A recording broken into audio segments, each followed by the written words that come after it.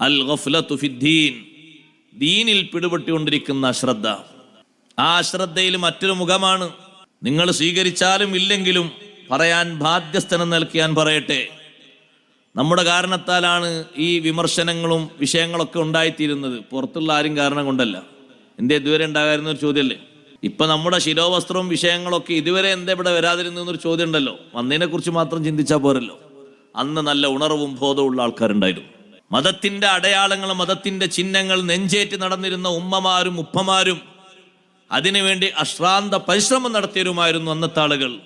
ഇന്ന് അത് പ്രശ്നമല്ല, ഇത് പ്രശ്നമല്ല, അത് കുഴപ്പമില്ല, ഇത് കുഴപ്പമില്ല, അങ്ങനൊക്കെ മതി. അവിടെ എത്തി 25 ലക്ഷം 30 ലക്ഷം ചെലവഴിച്ച് ഒരു ബാപ്പ ഒരു കുട്ടിയെ വീട്ടിൽ നിന്ന് പുതുജീവിതത്തിലേക്ക് പുറത്തിറക്കുന്ന സമയത്ത് എങ്ങനെയാണ് ആ കുട്ടിൻ്റെ ഔറത്തൊക്കെ? ആ കുട്ടിൻ്റെ തലയിൽ എന്താ ഉണ്ടാകാറുള്ളത്?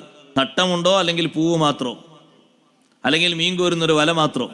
സഹോദരങ്ങളെ, നമുക്ക് അവിടെ അങ്ങനെ ഒരു എക്സ്ക്യൂസ് അള്ളാഹു അനുവദിച്ചിട്ടുണ്ടോ? ആ 2 മണിക്കൂർ ഇവിടെ നിന്ന് അങ്ങ് വരന്റെ വീട്ടിലെത്തുന്നവരെ 2 മണിക്കൂർ അള്ളാഹു ചെറിയൊരു വിട്ടുവീഴ്ച ഉണ്ടെങ്കിൽ നിങ്ങൾ തെളിവ് സഹിതം പറയൂ. ഞാൻ ഈ മൈക്കിലൂടെ പറയാം. നമ്മുടെ ഗഫലത്താ, നമ്മുടെ അശ്രദ്ധയാണ്.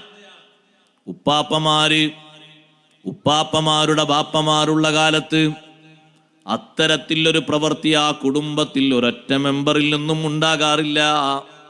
അഥവാ ആരെങ്കിലും ഒരു അഭിപ്രായം പറഞ്ഞാൽ വല്യാപ്പുള്ളത് കൊണ്ട് നടക്കൂല എന്ന് പറയും, മൂത്താപ്പ ഉള്ളത് കൊണ്ട് നടക്കൂല എന്ന് പറയും, വലിയ അമ്മോനുള്ളത് കൊണ്ട് നടക്കൂല എന്ന് പറയും. എന്തേ?